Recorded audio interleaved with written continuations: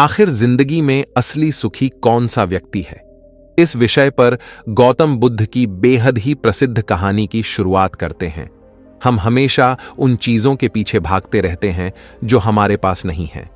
हम भविष्य में उन्हें पाने के लिए लगातार प्रयास करते रहते हैं, लेकिन हम यह भूल जाते हैं कि जिस चीज को पाने का हम प्रयास कर रहे हैं उसके कारण हमारा वर्तमान दुखी हो रहा है। हमारे वर्तमान की सारी खुशियां हमसे छिन रही हैं। इस कहानी में आप यह समझ पाएंगे कि किस प्रकार आपका जो वर्तमान है वही सर्वश्रेष्ठ समय है। इस समय को आपको भरपूर ढंग से जीना चाहिए, क्योंकि यह समय जो आज आपके पास है वह दोबारा नहीं लौटने वाला। बहुत समय पहले की बात है, एक नगर में एक बहुत ही गरीब व्यक्ति रहता था। वह जब भी किसी धनी व्यक्ति को देखता तो वह मन ही मन बोलने लगता और कहता, हे भगवान, तूने मुझे इतना गरीब क्यों बनाया?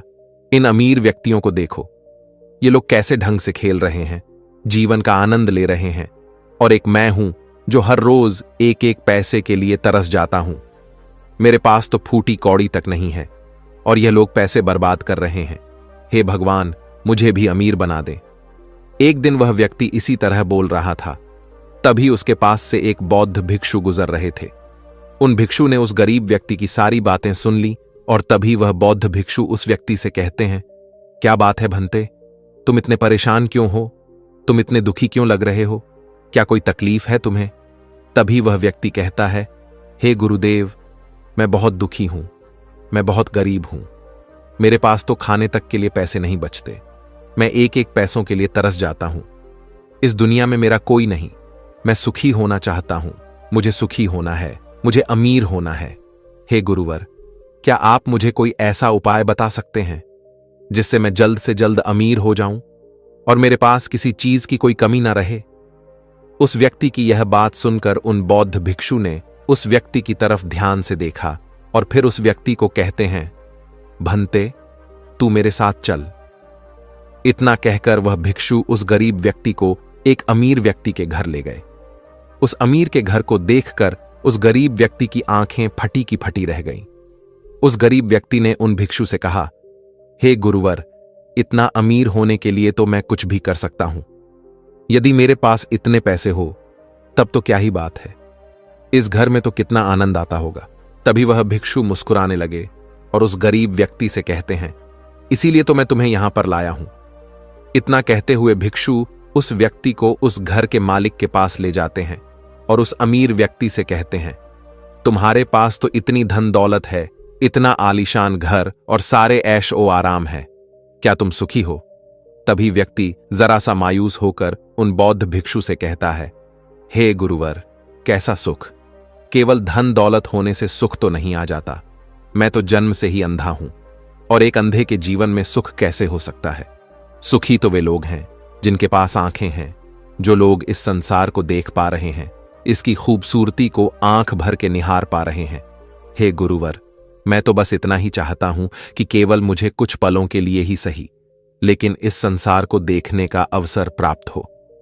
मैं कम से कम एक बार अपने माता पिता, अपने रिश्तेदारों को देख सकूं, और इसके लिए चाहे मुझसे मेरी कोई पूरी दौलत ही क्यों ना ले ले, मैं देने के लिए तैयार हूं। मैं इतना दुखी हूं जितना दुखी और कोई नहीं हो सकता। हे ईश्वर, आपने मुझे अंधा क्यों बनाया? तभी उन बौद्ध भिक्षु ने उस गरीब व्यक्ति की ओर इशारा करते हुए कहा, तुम्हारे पास एक बहुत दिग्गज अवसर है। यदि तुम चाहो तो केवल अपनी आंखें देकर तुम इस अन्य व्यक्ति की सारी धन दौलत ले सकते हो और उसके बाद तुम भी अमीर बन जाओगे। तुम भी सुखी हो जाओगे, तुम्हें तुम्हारा सुख मिल जाएगा और इस अंधे व्यक्ति को उसका सुख प्राप्त हो जाएगा। तभी वह गरीब व्यक्ति कहता है, नहीं नहीं गुरुजी, आप ये क्या कह रहे हैं? बिना आंखों के मैं अमीर होकर क्या करूंगा? ना गुरु, ना मैं अपनी आंखें नहीं दूंगा। तभी वह बौद्ध भिक्षु उस गरीब व्यक्ति से कहते हैं, एक बार फिर से सोच लो, इतना अच्छा अवसर तुम्हें दोबारा नहीं मिल पाएगा। तभी वह गरीब व्यक्ति कहता है, यदि आपके पास कोई और मार्ग है तो बताइए, अन्यथा मैं अपने घर चलता हूं। तभी वह भिक्षु उस युवक से कहते हैं, ठीक है, ठीक है, यदि तुम अपनी आंखें नहीं देना चाहते तो कोई बात नहीं, हम कोई और रास्ता निकाल लेते हैं। तभी वह बौद्ध भिक्षु उस व्यक्ति का हाथ धरकर उसे एक और धनी व्यक्ति के घर ले जाता है। इस धनी व्यक्ति का घर पहले वाले धनी व्यक्ति से और भी ज्यादा विशाल था। यह देखकर वह गरीब व्यक्ति कहता है, अरे अरे, इतना आलीशान घर मैंने आज तक नहीं देखा था। तभी वह बौद्ध भिक्षु उस गरीब व्यक्ति को उस धनी व्यक्ति के पास ले जाते हैं और उस धनी व्यक्ति से कहते हैं, आप तो बहुत सुखी होंगे, आपके पास इतना आलीशान घर है, इतनी धन दौलत है, सारे ऐशो आराम है, आपको तो किसी चीज की कोई कमी नहीं, आप अवश्य ही बहुत सुखी होंगे। तभी वह धनी व्यक्ति मायूस होकर उन बौद्ध भिक्षु से कहता है, आप यह कैसी बातें कर रहे हैं? आप तो जानते हैं कि मेरे दोनों हाथ काम नहीं करते, मैं अपाहिज हूं। यह जो इतनी धन दौलत आप देख रहे हैं, इन्हें देखकर भी मैं अपने हाथ वापस नहीं ला सकता। तो ऐसे में यह धन दौलत मेरे किस काम की? इससे तो अच्छा होता कि ईश्वर ने भला ही मुझे गरीब बनाया होता, लेकिन कम से कम मेरे दोनों हाथ मुझे सही दे देता। ना जाने भगवान ने मुझे क्यों अपाहिज बना दिया। जितना दुखी मैं हूं, उतना दुखी और कोई नहीं होगा। तभी एक बार फिर उन बौद्ध भिक्षु ने उस गरीब व्यक्ति की ओर इशारा करते हुए कहा, भंते, तुम्हारे पास एक और मौका है। यदि तुम चाहो तो अपने दोनों हाथ देकर इस अमीर व्यक्ति की सारी धन दौलत ले सकते हो। क्या कहते हो? क्या तुम तैयार हो? और अब की बार तो तुम्हें आंखें भी नहीं देनी होगी, तुम्हारी आंखें तुम्हारे साथ ही रहेंगी। तभी वह गरीब व्यक्ति उन बौद्ध भिक्षु से कहता है, अरे महाराज, आप ये क्या कह रहे हैं? एक अपाहिज होकर मैं इस धन दौलत का क्या करूंगा? क्या आपके पास कोई ऐसा अमीर व्यक्ति नहीं है जिसका पूरा शरीर भी स्वस्थ हो और उसके पास बेशुमार धन दौलत भी हो? तभी वह बौद्ध भिक्षु उस व्यक्ति का हाथ धर करके उसे तीसरे अमीर व्यक्ति के पास ले जाते हैं। उस अमीर व्यक्ति के पास उसका अपना महल था। यह देखकर वह गरीब व्यक्ति उन बौद्ध भिक्षु से कहता है, हे गुरुवर, यह तो अवश्य ही बहुत सुखी होगा। इसके पास तो इतना आलीशान महल है, इसके पास तो इतनी सारी धन दौलत है, ये अवश्य ही बहुत खुश रहते होंगे, इनका जीवन तो आनंद में होगा। तभी वह बौद्ध भिक्षु उस गरीब व्यक्ति को उस धनी व्यक्ति के पास ले जाते हैं और फिर उस धनी व्यक्ति से कहते हैं, आप तो अवश्य ही खुश रहते होंगे, क्योंकि आपके पास इतना आलीशान महल है, इतनी सारी धन दौलत है, आपके पास तो सारी सुख सुविधाएं भी हैं, आपका जीवन तो आनंद में बीतता होगा। इसके जवाब में वह अमीर व्यक्ति कहता है, हे गुरुवर, कैसा आनंद! मुझ जैसा दुखी इस दुनिया में और कोई नहीं होगा। मैं आज बहुत दर्द में हूं। मेरी पत्नी ने मुझे धोखा दे दिया है, वह किसी और से प्रेम करती है जो मुझसे भी अमीर है। आज मुझे समझ आया कि यह धन दौलत कभी किसी को सुख दुख नहीं दे सकती, और जब मन में दुख हो तो यह धन दौलत किस काम की। मुझसे सुखी तो वह गरीब इंसान होगा जिसकी पत्नी कम से कम उसके साथ तो है, वो उसके साथ वफादार तो है। आज मैंने तय कर लिया है कि मैं अपनी पत्नी और उसके प्रेमी की हत्या कर दूंगा। यह सुनकर वह भिक्षु उस अमीर व्यक्ति से कहते हैं, इससे पहले कि तुम ऐसा कदम उठाओ, कम से कम मुझे भोजन तो करवा दो। जाओ और भोजन की व्यवस्था करो, और साथ में कुछ कांच के टुकड़े भी ले आना। वह धनी व्यक्ति सभी साधु संतों का बहुत आदर करता था, इसलिए वह उन बौद्ध भिक्षुओं की बात मान जाता है। लेकिन वह यह नहीं समझ पाता कि आखिर उन बौद्ध भिक्षु ने खाने के साथ कांच के टुकड़े क्यों मंगवाए हैं। लेकिन जैसा कि उन बौद्ध भिक्षु ने कहा था, वह अमीर व्यक्ति उसी प्रकार खाने की व्यवस्था कर देता है। वह भोजन के साथ कुछ कांच के टुकड़े लेकर उन बौद्ध भिक्षु के पास पहुंचता है। तभी वह बौद्ध भिक्षु, वह गरीब व्यक्ति और वह धनी व्यक्ति तीनों एक साथ भोजन करने बैठते हैं, और उसी समय बौद्ध भिक्षु कुछ कांच के टुकड़े उठाकर उस अमीर व्यक्ति के भोजन में मिला देते हैं और उससे कहते हैं, लो, अब तुम इसे खा सकते हो। वह अमीर व्यक्ति अचंभित हो गया और उन बौद्ध भिक्षु से कहता है, हे गुरुवर, आप यह क्या कह रहे हैं? इस खाने में तो कांच के टुकड़े आपने मिलाए हैं, इस भोजन को मैं कैसे खा सकता हूं? यदि यह भोजन मैं करूंगा तो इससे मुझे बहुत तकलीफ होगी और हो सकता है कि मेरी मृत्यु भी हो जाए। तभी वह भिक्षु मुस्कुराने लगे और उस अमीर व्यक्ति से कहते हैं, तुम्हें यह बात तो समझ में आ गई, लेकिन तुम्हें यह बात नहीं समझ में आती कि अगर इस भोजन को खाना है तो इस भोजन के कांच के टुकड़ों को तुम्हें निकालकर अलग करना ही होगा, तभी यह भोजन तुम्हारे खाने योग्य बनेगा। और तब यह भोजन तुम्हें कोई तकलीफ नहीं देने वाला, बल्कि तुम्हें सुख ही प्रदान करेगा। इस पर वह अमीर व्यक्ति अचरज में उन बौद्ध भिक्षु से कहता है, हे गुरुवर, आखिर आप क्या कहना चाहते हैं? तभी वह बौद्ध भिक्षु उस अमीर व्यक्ति से कहते हैं, ऐसे लोग जो कांच के टुकड़े के समान हैं, यदि तुम उनके साथ चिपके रहोगे तो तुम्हें दर्द तो अवश्य ही होगा। जिस प्रकार यह कांच का टुकड़ा मिला हुआ भोजन तुम्हें दर्द प्रदान करेगा, इसलिए इसका समाधान तो यही है कि तुम इन कांच के टुकड़ों को भोजन से अलग कर दो और जो है उस पर ध्यान दो, अर्थात कि तुम उन लोगों को भूल जाओ जो तुम्हारे जीवन में नहीं है और उन लोगों पर ध्यान दो जो इस समय तुम्हारे साथ हैं, जैसे कि तुम्हारी पुत्री। वह भी तो तुम्हारे प्यार की भूखी है। क्या तुम्हारा यह कर्तव्य नहीं है कि तुम उसका ख्याल रखो, उसकी परवरिश करो? आगे भिक्षु उस अमीर व्यक्ति से कहते हैं, सुख तो तुम्हारे पास ही है, बस इन कांच के टुकड़ों को, अर्थात अपनी पत्नी और उसके प्रेमी की हत्या करने का यह विचार अपने मन से निकाल दो, अन्यथा यह कांच के टुकड़ों से मिला हुआ भोजन के समान ही होगा और इसका परिणाम भी बहुत भयानक होगा। वह भिक्षु इतना कहकर शांत हो गए और उस अमीर व्यक्ति को भी उन भिक्षु की बात समझ में आ गई। उन्होंने तुरंत ही उन बौद्ध भिक्षु के चरण छुए और वह अमीर व्यक्ति कहने लगा, हे गुरुवर, आपने मुझे पाप करने से बचा लिया है, मैं आपका बहुत बहुत आभारी हूं। उसके बाद वह भिक्षु उस गरीब व्यक्ति को लेकर आगे की ओर निकल जाता है।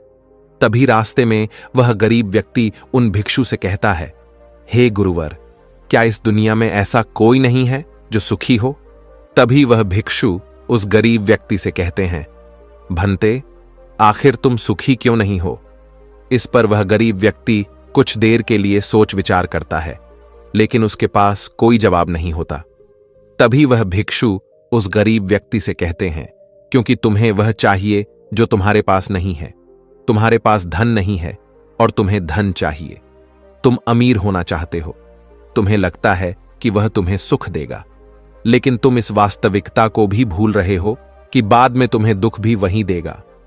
जैसे कि जब हम पहले एक अमीर व्यक्ति के पास पहुंचे थे तो उसके पास आंखें नहीं थीं। उसके पास जो नहीं था वह उसके लिए बिलक रहा था, जबकि उसके पास तो बेशुमार धन दौलत थी और उसका पूरा शरीर भी पूरी तरह से स्वस्थ था, लेकिन उसका ध्यान उस पर नहीं था। वह उसे छोड़कर उन चीजों के पीछे भाग रहा था जो उसके पास नहीं थीं। इसी तरह से दूसरे अमीर व्यक्ति के पास आंखें थीं, धन दौलत भी थी, लेकिन हाथ नहीं थे। इसी प्रकार जो चीज उसके पास थी वह उसका आनंद नहीं ले रहा था, बल्कि वह तो इस दुख में था कि उसके पास उसके हाथ नहीं है। और ठीक इसी प्रकार से तीसरा अमीर व्यक्ति भी दुखी था, क्योंकि उसके पास तो धन दौलत भी थी, ऐशो आराम भी था और उसके पास तो उसका पूरा शरीर भी था। वह पूरी तरह से स्वस्थ और तंदुरुस्त भी था, लेकिन फिर भी वह दर्द में था, क्योंकि उसे उसकी पत्नी ने धोखा दे दिया था, जो उसकी कभी हो ही नहीं सकती थी। जो स्त्री केवल धन के लिए किसी और के साथ भाग जाए, क्या वह उसका साथ कभी दे सकती थी? नहीं। लेकिन उस अमीर व्यक्ति के पास जो था, अर्थात उसकी पुत्री, वह उसके बारे में सोच ही नहीं रहा था। आगे वह भिक्षु उस गरीब व्यक्ति से कहते हैं, अमीर गरीब होने से दुख और सुख का कोई मतलब नहीं होता। अमीर हो या गरीब, हमारे दुखी होने का एकमात्र कारण यही होता है कि हम हमेशा उन चीजों के पीछे भागते रहते हैं जो हमारे पास है ही नहीं, और जो वर्तमान में हमारे पास है हम उस पर ध्यान ही नहीं देते और ना ही उसका आनंद ले पाते हैं। हम तो केवल भविष्य में घूमते रहते हैं, भूतकाल में अटके रह जाते हैं, और यह सारी गलतियां हम वर्तमान की जमीन पर करते हैं। और यही कारण है कि तुम कभी आनंदित हो ही नहीं पाते, तुम कभी खुश नहीं रह पाते, क्योंकि जो आनंद का समय है, अर्थात वर्तमान का समय है, वह तो यूं ही नष्ट हो जाता है। तभी आगे वह भिक्षु उस गरीब व्यक्ति की ओर इशारा करते हुए कहते हैं, भंते, तुम मुझे यह बताओ, क्या तुम्हारे पास उन तीनों अमीर व्यक्तियों के दुखों में से कोई एक भी दुख है? तभी वह गरीब व्यक्ति सोच विचार कर उन भिक्षु से कहता है, नहीं, मेरे पास उन अमीर व्यक्तियों के दुख में से कोई भी दुख नहीं है। इस पर भिक्षु उस गरीब व्यक्ति से कहते हैं, तो फिर तुम दुखी क्यों हो? इसका जवाब देते हुए वह गरीब व्यक्ति उन भिक्षु से कहता है, हे गुरु, भले ही मैं उनके मुकाबले सुखी हूं, पर क्या धन कमाना या धन प्राप्त करने की इच्छा नहीं होनी चाहिए? क्या मुझे अपने वर्तमान को इसी तरह से स्वीकार कर लेना चाहिए? क्या मुझे हमेशा इसी तरह से गरीब रहना चाहिए? तभी भिक्षु दिल से मुस्कुराते हुए उस गरीब व्यक्ति से कहते हैं, वर्तमान में वर्तमान क्षण का आनंद लो। वर्तमान में ही ऐसे कर्म करो जिससे तुम्हारा भविष्य सुधर सके, लेकिन ऐसी चीजों के पीछे व्यर्थ समय न गवाओ जो तुम्हारे पास आज नहीं है। जो तुम्हारे पास आज है उसका आनंद लो, और जो तुम पाना चाहते हो उसके लिए केवल कर्म करो, और उस कर्म का फल तुम्हें भविष्य में मिलेगा। यानी इसकी चिंता में भी मत रहना, क्योंकि यदि तुम इसकी चिंता में रहोगे तो कभी सुखी नहीं रह पाओगे, भले ही हालात कितने भी बुरे क्यों ना हो। केवल अपने आज पर ध्यान दो और अपने कर्म मन लगाकर करो। इतना कहकर वह भिक्षु शांत हो गए, और गरीब व्यक्ति को भी उन बौद्ध भिक्षु की बात अच्छी तरह से समझ में आ चुकी थी। वह यह समझ चुका था कि अब से उसे अपने वर्तमान पर ध्यान देना है, उसे अपने वर्तमान को सुधारना है। उसके बाद उस गरीब व्यक्ति ने उन बौद्ध भिक्षु को प्रणाम किया और वापस अपने घर लौट गया। अब से वह गरीब व्यक्ति यह सोचकर हमेशा खुश रहने लगा कि कम से कम वह उन 3 अमीर व्यक्तियों से अधिक खुश है। उसके पास अधिक खुशियों की वजह है। हां, यह बात और है कि उसके पास धन नहीं है, लेकिन उसके पास ऐसी चीजें हैं जो धन से कहीं ज्यादा कीमती हैं, और वह है उसका पूरा शरीर जो पूरी तरह से स्वस्थ है। दोस्तों, मैं उम्मीद करता हूं कि यह कहानी सुनने से आपके जीवन में अच्छे बदलाव आए होंगे। आपको इस वीडियो से क्या सीखने मिला, यह कमेंट करके जरूर बताइए, और अपने परिवार, दोस्तों या आपके करीबी इंसान के साथ यह कहानी शेयर करके उन्हें भी इस ज्ञान से परिचित करवाएं। बाकी अगर आपको यह वीडियो दिल से अच्छी लगी हो तभी इस वीडियो को लाइक कर देना, और आपने अब तक इस चैनल को सब्सक्राइब ना किया हो तो चैनल को सब्सक्राइब भी जरूर कर देना। आपका हर दिन शुभ हो और खुशियों से आपका जीवन भरा रहे। धन्यवाद।